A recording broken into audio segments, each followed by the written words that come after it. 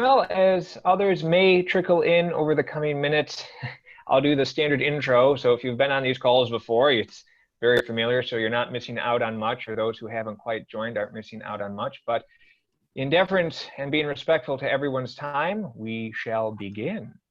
And so, good morning. Thank you for your interest in the Chicago Cenacle's digital ministry, this Coffee with the Conference Center series. Today's presentation, or third sip, is entitled Leadership Like Fire, Stop, Drop, and Roll. This presentation was created and is facilitated by me, Mark Piper, Director of the Cenacle Retreat and Conference Center. So first and foremost, a formal welcome. Before I go over the format for our hour together, a reminder and a request. A reminder that creating this digital ministry was a result of the Conference Center suspending operations, closing to the public on March 13th due to the pandemic. We, of course, hope to reopen the ministry of welcome and retreat when elected and health officials indicate that doing so is safe for everyone. As such, in addition to washing your hands and social distancing, pray. Pray for our world, those who are sick, those whom have died in various ways within this pandemic. Pray that health and safety may return across our world. Let us take a moment of silence to petition God.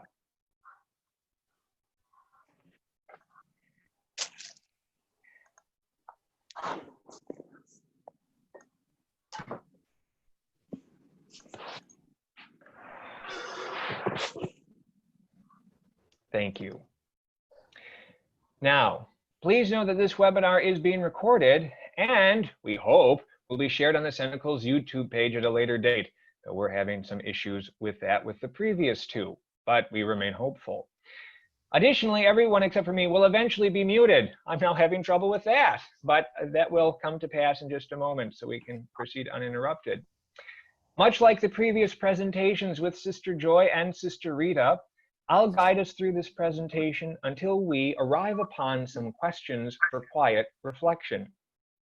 At that point, we will unmute and engage in a conversation before we wrap this up.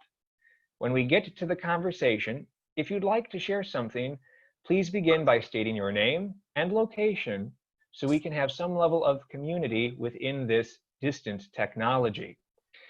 With that, allow me to turn this over to myself.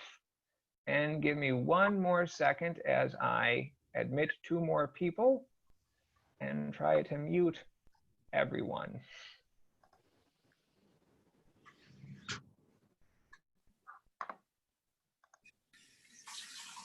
There we go. I'm gonna let this one last person. Jennifer, can you hear me?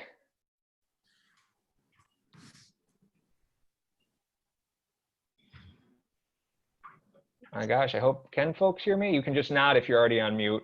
Yeah, yes. Good. All right, so we're muting everyone, and then here goes the share screen, I hope. Share screen. Share. All right, can you see my screen? Wonderful. We shall begin. Today's presentation is entitled Leadership Like Fire, Stop, Drop, and Roll. There's a little bit of hubris for me to put a copyright at the bottom of this slide, but since I gave it out in advance, I just figured maybe better to do that. But what I'm going to do today is take about 20 minutes of your time to go over leadership as I've come to understand it. And why I've defined it as like a fire, and what that means for those of us who wish to be good leaders. And to do that, I am going to use 3 examples via the church saints, so that I shouldn't get in trouble in who I identify as a good leader. And they can identify, I hope, what good leadership looks like. Now, there's a little problem with leadership, because if I asked each of you what leadership is, I would expect a different response from each of you. And so as I wrote here, defining leadership is a lot like defining God. A lot of folks over a lot of years have written a lot of words, and there's still a lot of disagreement on who God is or what leadership is. And sometimes it's a good diversity of disagreement, and sometimes not. But I mean, even in scriptures, the images of God are wide-ranging, and so the images of leadership can be too. In the Old Testament, God might be holy wisdom. In the New Testament, he might be a vine or a mother hen gathering up us, the chicks, running around Jerusalem. So it's okay that we're going to come from different perspectives. But for the sake of this presentation, I'm going to provide us some parameters of how I'm going to define leadership. And my definition is that I'm using isn't my own. It comes from the McAuley Center method, which is out of the University of Santa Clara. And I will back up just for a second to say that I don't know that I'm a good leader, but I do know that the title of my master's degree is Leadership and Policy Studies. So I should have led off with that. So what I'm trying to attempt is to share what I've learned, and the McAuley Center method is the method that we use in the Graduate School of Public Service at DePaul University, where I happened to attain my master's degree while I previously worked for the Cenacle as the night and weekend manager. The McAuley Center would say that there are 3 types of leadership, because I would agree that a leader is anyone in a position to make decisions, particularly decisions that have an impact on others. Of course, you are a leader of yourself, I would say too, and the decisions you make for yourself have an impact on yourself.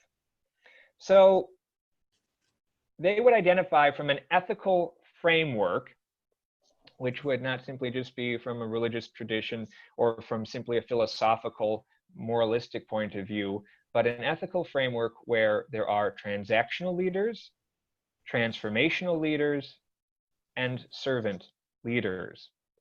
Cutting to the chase, I agree with the McAuley Center that servant leadership is the model, is the way to go, and is the best way to tend the fire that is leadership. But, brief explanation, transactional leadership are those in positions to make decisions who base their decisions and leadership on a contingent reward methodology, or management by exception. You do this for me, I'll do this for you. There's no real development. It's very transactional. So again, it doesn't matter the character per se of the person. It may be the position they are holding makes them a leader. An improvement from that would be transformational leadership. Transformational leadership is more than just you do this for me. There is some level of idealized influence. You want to have some value or influence for the positive on others. And there's also some level of motivation or inspiration beyond simply, do this to achieve the quotas, or, if you do this well, here's your $200 monthly bonus. There's a little more value in the person you're dealing with. And then third and finally, servant leadership, which I believe exemplifies the 3 examples I'm going to use today, and I hope is what might be the best model of leadership we have. That is someone who wants to serve, someone who isn't there because of the title or the position, but who wants to help. And again, it's not using other people next to them or below them, it's growing those served. It is ensuring that the least privileged benefit, or at a minimum, are not further harmed. So again, my definition for today is good leadership is servant leadership. Servant leaders want to serve.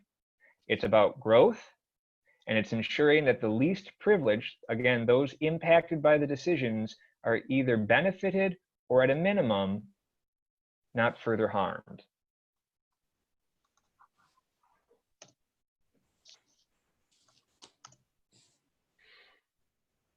So my first example, I mentioned I went to De Paul, so I'll say I know a little bit about Monsieur Vincent de Paul. Vincent de Paul was born in France. His time working in the vineyard coincided a lot with that of Cardinal Richelieu, who had a very different leadership style, if anyone knows French or geopolitical history. Vincent walked the streets of Paris every day. He saw the needs of the poor and those of the uneducated throughout France. Of course, he saw those who were educated as well, but his concern was for those who were poor. And like I said, he was a walker.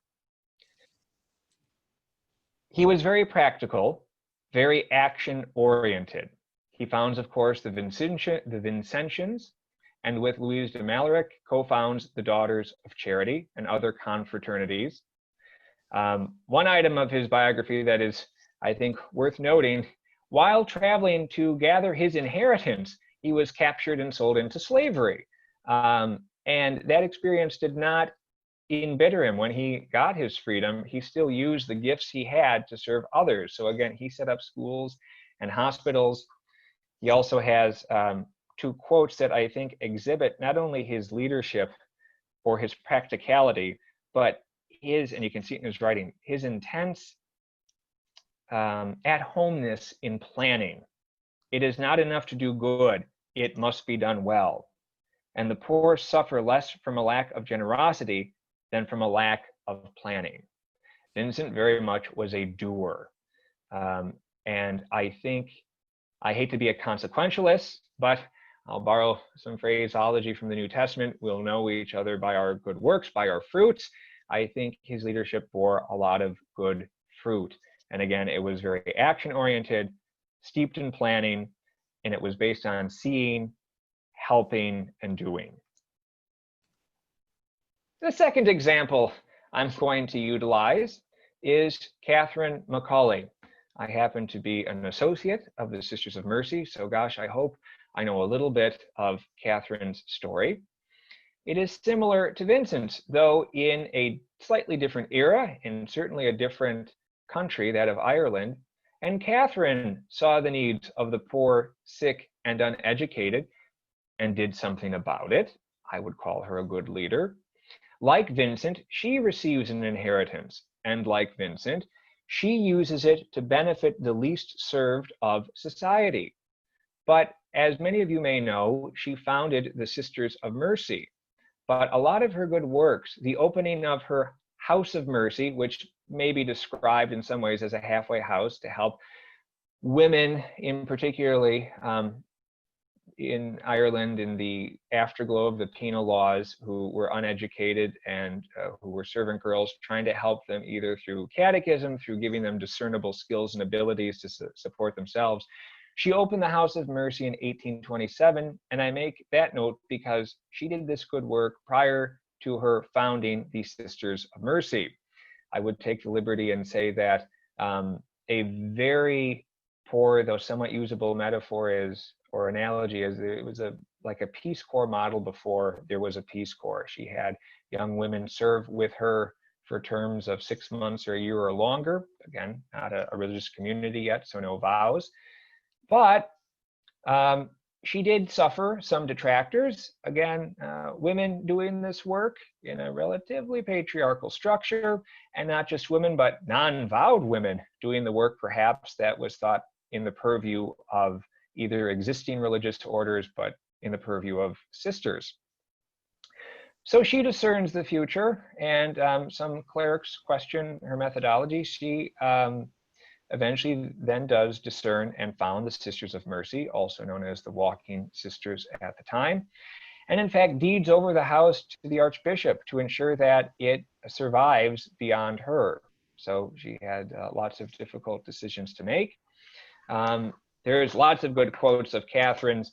You can see two up on the screen, but again, like Vincent, she's a little more action-oriented than contemplative. Those aren't entirely separated, but she was a doer, I would say. The third example, Saint Therese Couderc. For those of you who have familiarity with the Cenacle, you should know Saint Therese a little bit. Like Vincent de Paul, She was French, born a little later, obviously, about 200 years after Vincent de Paul. And she would be described, she certainly had action items, but of these three leaders, she would be the more contemplative. But like Catherine and Vincent, she sees the good. She sees the good God, as she would say, and she sees the needs of women on pilgrimages, because there were no safe lodging places for them. And with Father Term, a diocesan priest and also missionary, they co-found the Cenacle Sisters to provide safe lodging for women who hadn't had it, so they could take part in pilgrimages, and also provide the spiritual exercises, spiritual direction, to help enrich and grow the spiritual life, in particular of women, because again, patriarchal Europe, those things were generally reserved only for men. So St. Therese helped expand that. Unlike Catherine or Vincent, she has mystical experiences, but around the same time that Catherine McAuley is opening her house of hospitality in Dublin, the first Cenacle opens in 1828, 1 year later, in southern France. And like Catherine, female showing leadership, some clerics question her methodology and leadership and finances. And she deals with that with great humility. And after she founds the order, she lives in obscurity for a while, as some of her responsibilities have effectively been taken from her. So even if Catherine may have been more action-oriented and St. Therese a little more contemplative, they faced some of the same issues as women's religious or women in leadership positions. The other thing I would say about Therese as I move on is when Pope Paul in 1970 canonized her, he called her humble among the humble. And I think that is a good descriptor of her leadership style. So all three, Vincent, Catherine, Therese, use their sight to help others. They each, and you can look up their biographies, took risks. They saw the dignity of those not being served. They each used Christ as their model, and each did not run away from seeking the help of others from either their foundations or their work. So with those three examples, I'd like to explain my title, which was Leadership Like Fire, Stop, Drop, and Roll. And through those examples, I hope that I gave enough of a highlight that my explanation of stop, drop, and roll makes sense. So stop. That is the old see, judge, act, Catholic social doctrine, Cardinal Cardine, method of, putting the gospel into practice, of bettering the world, of being a good leader. And I mention that because stopping is to make space for prayer. Some of us sometimes veer into act, but that isn't really good leadership. There is pausing, there is seeing, there's judging and acting. Additionally, there is discernment. For those of you who know better or more fully the biographies of Vincent or Catherine or Therese, or if you look them up, there is great discernment. They made the space to pray, to think, reflect. And there is a difference between discernment and dithering. These three people, like any good leader, they don't dither. They're not putting off decisions. They're being guided by the Spirit, or so I am of the belief. Related to that is the necessary examination of conscience, right? Again, I said leaders are in a position to make decisions that impact others. Are these decisions, are these plans having the result you want? Are they not hurting? Are they helping the least served?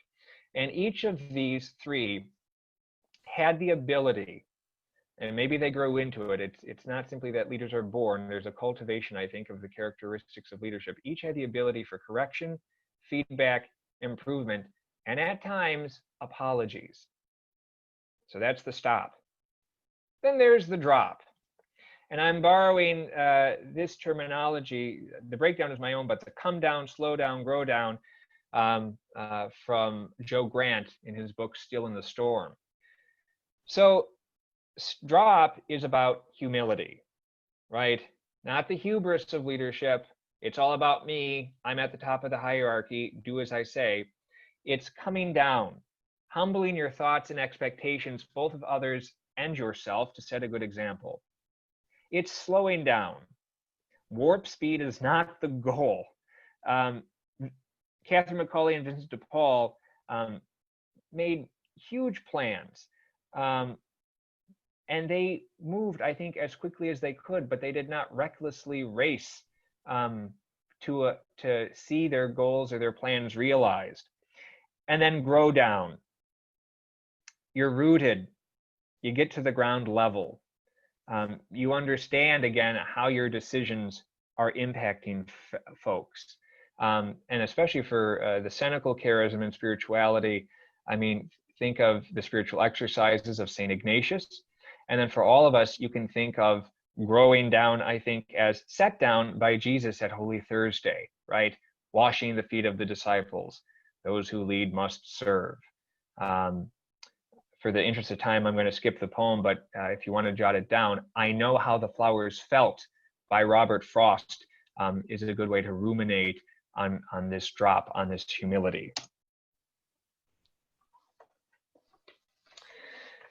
So the third part of stop, drop, and roll is the roll, which is to roll with it, or what I would call having convictions without rigidity. When you're in a position of leadership, even if you're that transactional leader, although you probably don't employ this if you're just a transactional leader, you live the paradox of being in control, at least of decision making to some extent, but you need to not be controlling. You know, I'm sure we could spend hours on that, but you're in control. You have the responsibility. The buck may stop with you, but you're doing so in a manner that is not overtaxing, overburdening, controlling others. You are animating others. And so I put, you're animating others.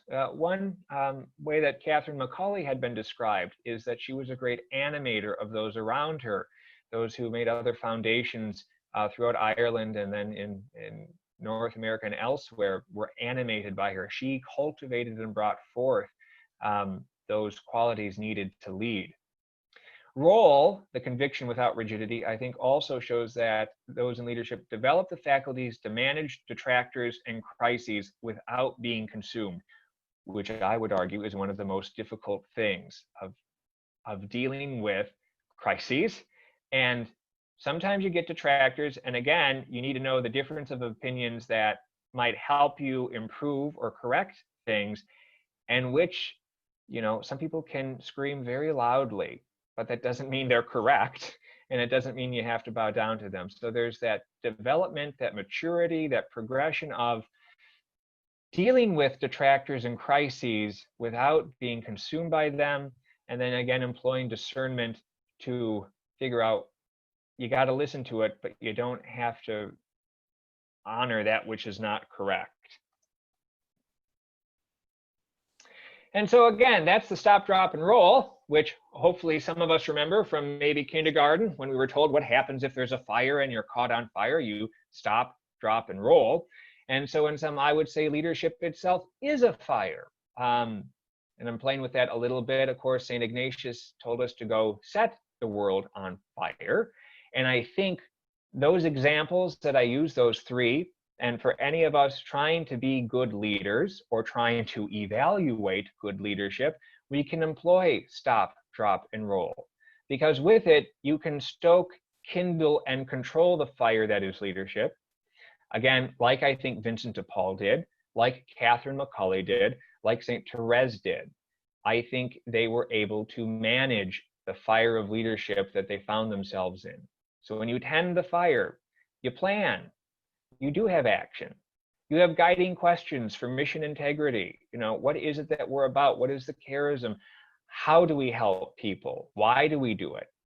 And then again, you are able to evaluate your intention and your decisions and the impact that they have. of course, not everyone has a stop, drop, and roll methodology who's in leadership. And I would say that without it, or without utilizing it well, or with it being underutilized, leadership can be very destructive if you don't employ that pausing for prayer, that humbling, that being able to discern feedback and moving on. There are examples. You know, Billy Joel sang a song about it. We didn't start the fire, but it certainly has been consuming many folks. And we're not going to go into individuals. But just like a fire, it can be too hot to handle some of us in our leadership positions. And that can be consuming, not just for the leader, but I think it's also important to realize that it can be consuming to those they lead, those who work around them. I mean, this isn't the only reason for burnout, but if you've had, and management isn't leadership, but if you've had a job where the leader is consumed in some way, it taxes you. So I think it's important to utilize stop, drop, and roll. I also think that I have talked for a sufficiently long amount of time, but I will leave you with 4 questions, which we can think about for a moment, and then I will reappear on your screen, and we hopefully will have a fruitful discussion. So those questions are, you can think, what is your leadership style? Or how would you describe your leadership style? And frankly, it doesn't have to be anything that I just said. It can be however that you view your leadership style. What comes to your mind when you think of good leaders or good leadership? Well, one thing I think is that sometimes If you hold on good one leaders are second. looking out for the benefit of all, and they want everyone to see the advantage of following, of joining in, and of cooperating. Thank you.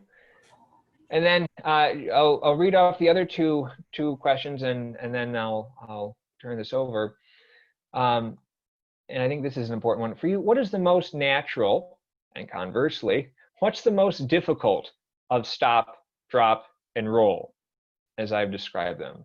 The pausing, the prayerfulness, the humbling, the being able to take the criticism and discern what's good and bad.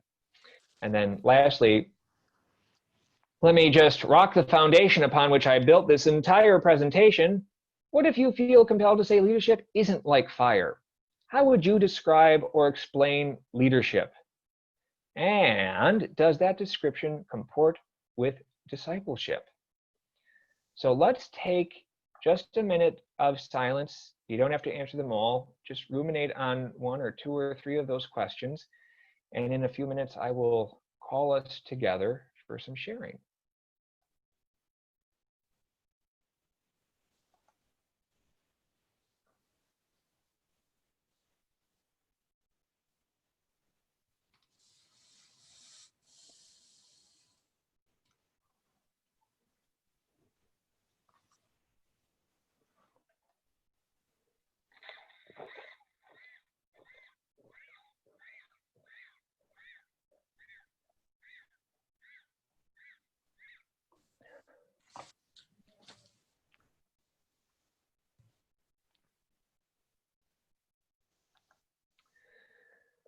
I have taken the liberty of unmuting everyone. However, if you would like, please feel free to mute yourself until you would wish to speak. Some of you have already done that just so that there's less feedback, as I'm pleased to see there are 13 of us. So I have unmuted you, but I'm asking that you mute yourselves until you wish to speak. And so at this time, in light of those questions, I don't really feel compelled to go one by one. I feel compelled to listen to what's been stirring in each of you. So whomever would like to start with whatever you'd like to start with, please begin the conversation. Hello, I'm Meredith. I'm from Chicago. The question that I ruminated on was, what is your leadership style? My leadership style involves leading by example. So I'm modeling what needs to be done. I'm an early childhood educator. And, you know, in these times now, that we've had to totally shift to virtual learning, which is totally not what we're doing, in terms of how I'm responding to this huge shift in our teaching style. I've had to lead by example and, you know, collaborate with the team. So that's one that I thought about. And the other thing I thought about, what is the most difficult part of this stop, drop, and roll? It's probably the role for me. You know, where taking in feedback and listening to other people. And I think a lot of times that's because I'm so anxious that I have to make myself slow down, especially with what the crisis we're going through now. That's been the part of me that's been saying, okay, what are you feeling? You're feeling anxious. This is why you can't listen to what's going on or what the other person is saying. But I'm certainly am better at it now. For example, I'll just give a quick example. I work for a social service agency, which serves others in the Chinatown community here in Chicago. So now we are starting the planning around what it will look like for our early childhood program to reopen. So that has quelled a lot of anxiety in me and in the staff, but I will say that the leadership has at least involved us in being a part of that role conversation. So that's what I'll contribute. Thank you, Meredith.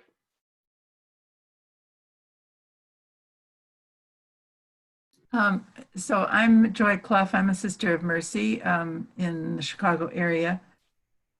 And can you hear me? Because my screen is doing funny things. Okay. Yes. You know, when you asked the question, Mark, about, first of all, I love your analogy. I think there's a lot to be said for it. It's kind of fun, the title too. But when you asked, you know, what's the most difficult of the three parts, the stop, drop, or roll, I went immediately to drop because of what you said there about expectations. But when I look back over, because I took some notes, the three categories, I noticed that all of them, as Meredith's reflected, have some openness to feedback from others, correction, not just you correcting somebody else, but other people correcting you or making suggestions for improvement or that kind of thing. And so does the role, very much so, the hearing the difference of opinions and knowing how to sort those out and not be consumed by them, but benefit from them. I think that's the piece that is often challenging for me, that kind of feedback. Because once the plan is set and things are in motion, I'm ready to move. And sometimes too fast. And that kind of feedback then, you know, requires that I step back and think about what it is that other people have to say. So, yeah, interesting three-part analysis. Thank you.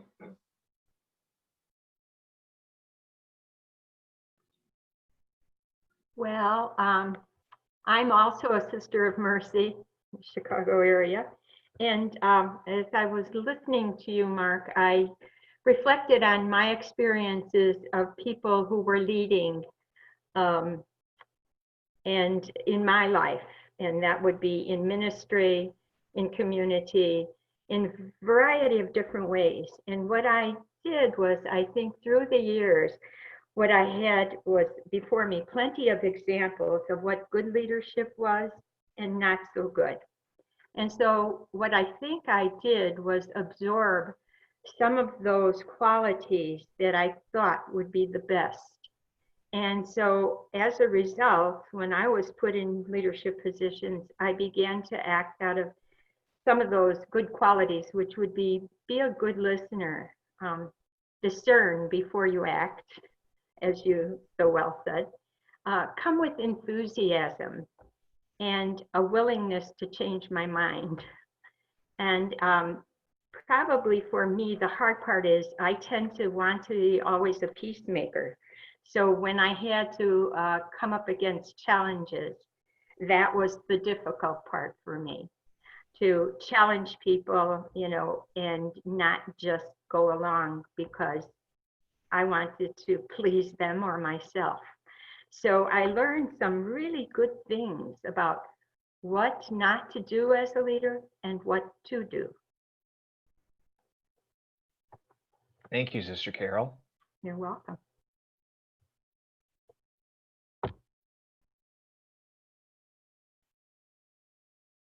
Hi, this is Kate from Madison.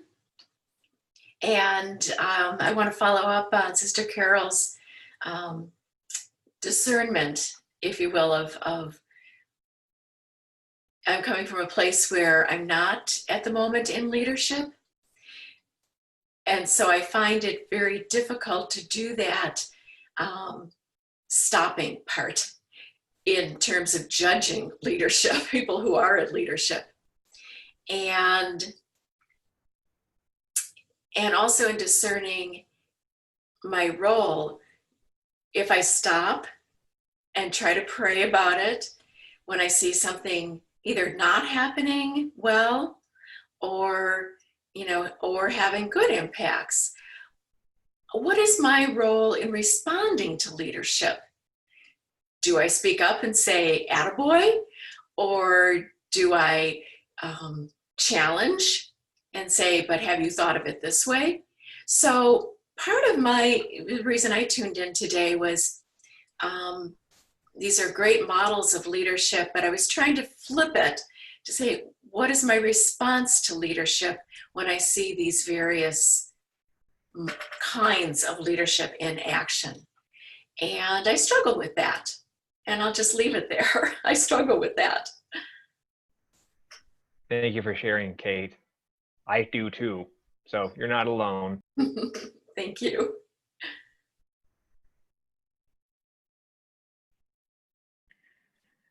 When you were talking about leadership, I was thinking about, I had a long career in information technology and worked for a big multinational company beginning in the 70s.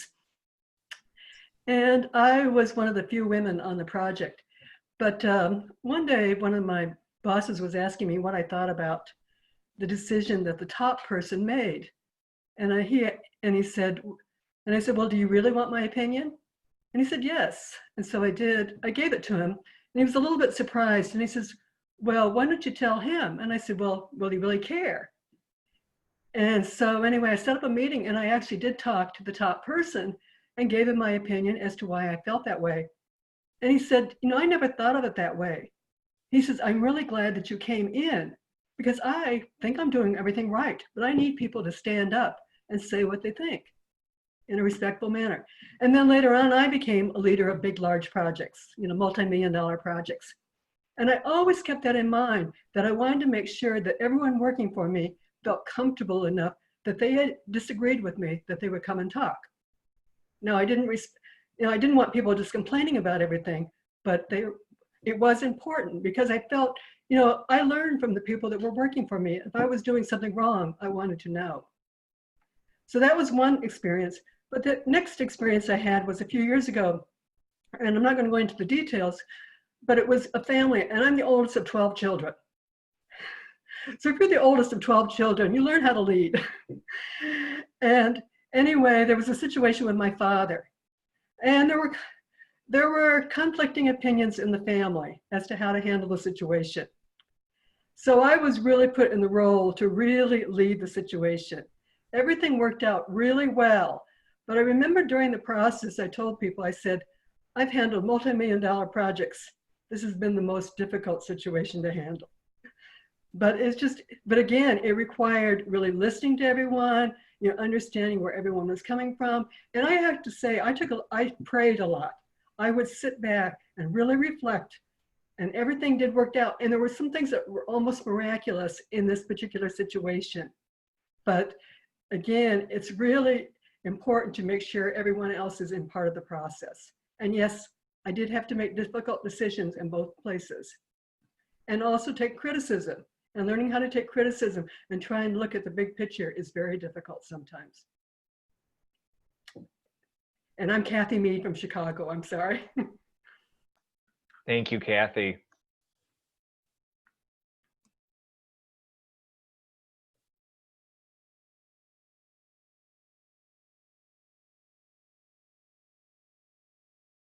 I'm Jenny from Northern Canada. And really, I had never thought about leadership like this. And it's been really interesting. I was a math teacher. Well, math is right or wrong. There's not too many decisions. And you leave by saying, well, you're right, you're wrong, more or less. As a parent, of course, a mother of a very large extended family, a lot of leadership. I never really analyzed it. And this has just been really, really interesting. There's part of every one of these that I would find difficult. The humility, of course. You know, things like you work on all the time because you realize you've got to listen. But I really appreciate this. I'm going to be reading over this many times. Thank you. Thank you.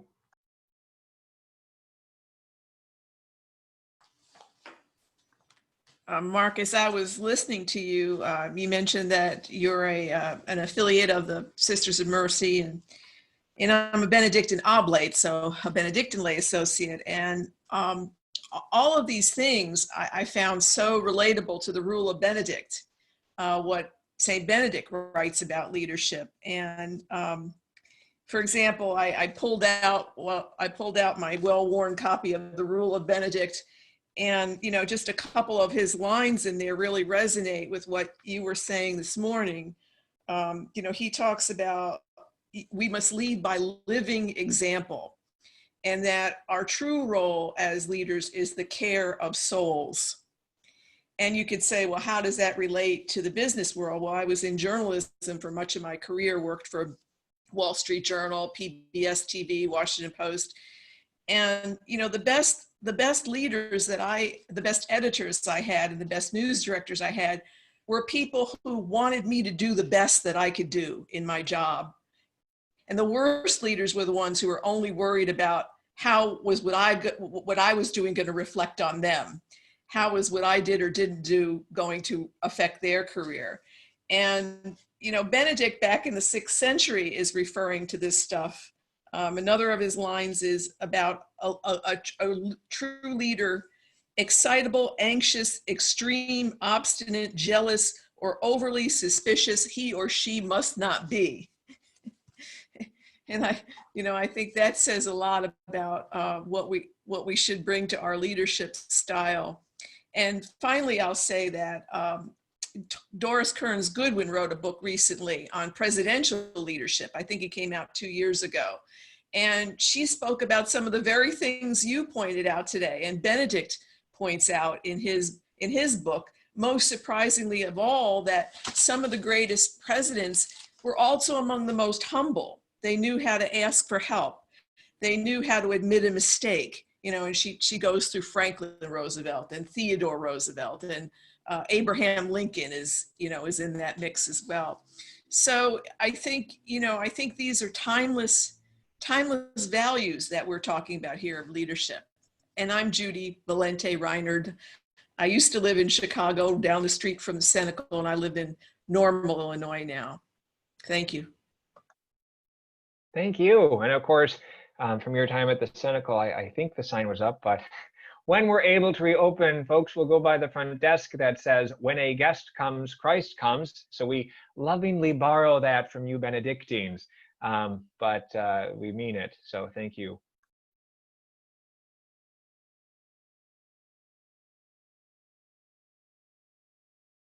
I'm Catherine Schneider from Verona, Wisconsin, right next to Madison. So good to be with everyone this morning. The leadership is just such an important topic, and I think my reflection was that we all have some sense of leadership, I think, in our lives, whether it's with family or work situations or neighborhood or community. You know, there's always situations where we find ourselves perhaps leading others or giving example or witness, I think, is a type of leadership also.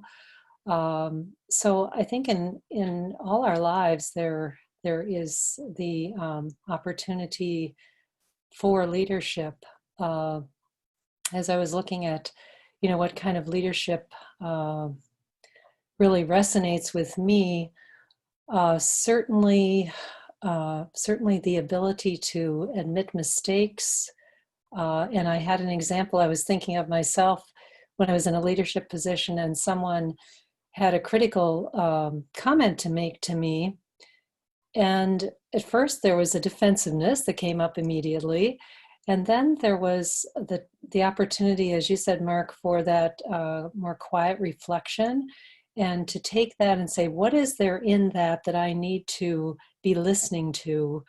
And I found that there was a very lot of validity. While that comment was made perhaps rather sharply to me, there was validity to what was being said.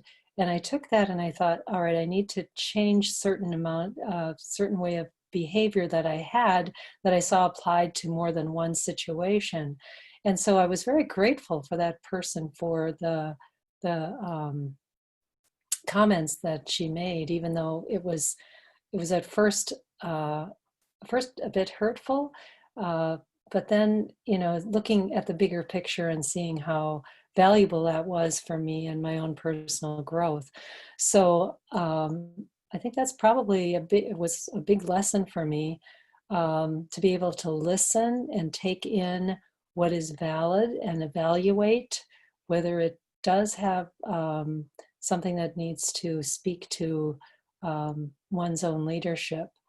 So anyway, just my own take on what you said this morning. Thank you, Mark. Thank you. And so pleased to have at least two folks from Dane County. I grew up in Stoughton, Wisconsin. So Madison and Verona are beautiful places. I would say we have time for at least one, maybe two more comments, if folks would like to share. Otherwise, we'll move into the goodbye. Mark, can you hear me? Okay, I just wanted to mention that I have found this very difficult because I retired. And when you retire, it's like you don't know where you fit in leadership. And I'm still struggling with that, trying to find out where my leadership will be. So this has all been very helpful to me. Thank you.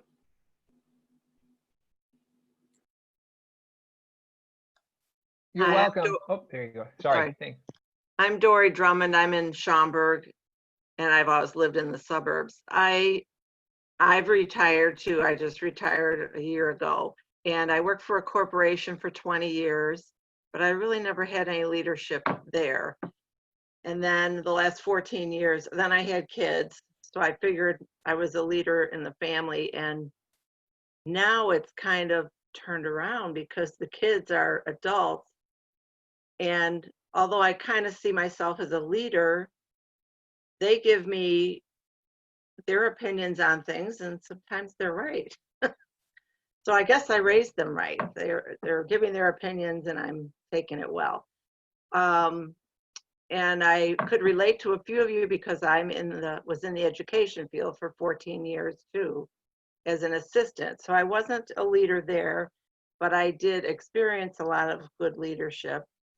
And I would work as an assistant in a classroom, and the teachers would always ask for input, and they were very accepting of things you'd say, and if they didn't like it, they'd let you know, but it was nicely put. And so I think, like Susan said, I don't know what to do now. I'm still searching to see what it is I should do at this point. That's it. Thank you. Thank you, Doris. And I am not retired, but I still empathize with you both because sometimes I don't know what to do with leadership. So though we may be on different sides of the employment coin, I think we still have the same probing questions of where do we fit in and how do we employ leadership and all of that. So.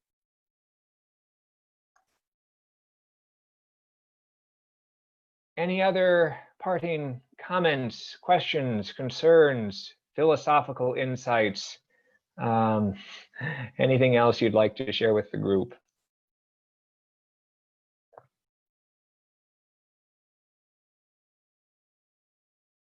It's just been delightful to hear the different perspectives. I think that gives me that much more to think about. So I appreciate people's willingness to share. Yeah. Thank you. I appreciated the comment about the sister's comment about our response to leadership, you know, leadership style, but how we respond to the leadership too as well. This this two-sided look at this leadership as a cyclical, revolving pattern, a revolving relationship, that it's a dynamic. Yeah. So that I really appreciated too. Thank you.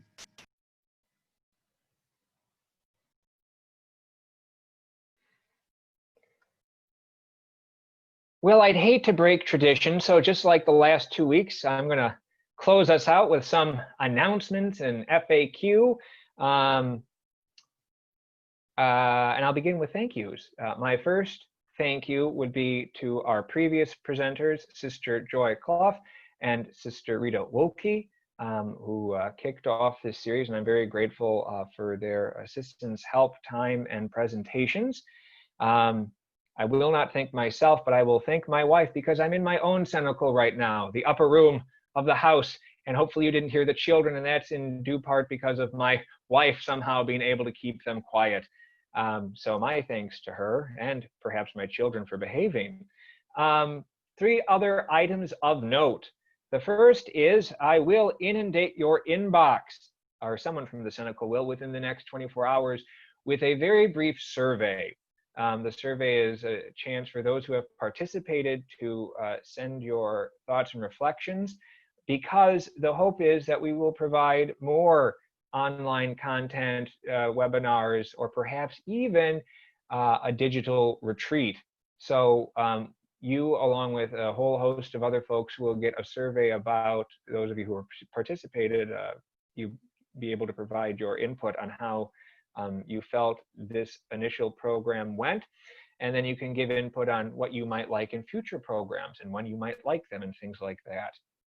And the third thing I would say is, just like I was happy to say last week, our prayer enrollment office at the Chicago Cenacle has been reopened, albeit in a limited and amended manner to fully comport with the governor's mandates of shelter in place and the quote-unquote Restore Illinois plan, which means you can do online and over the phone orders. The building itself remains closed, and so there'd be no going and ordering your cards.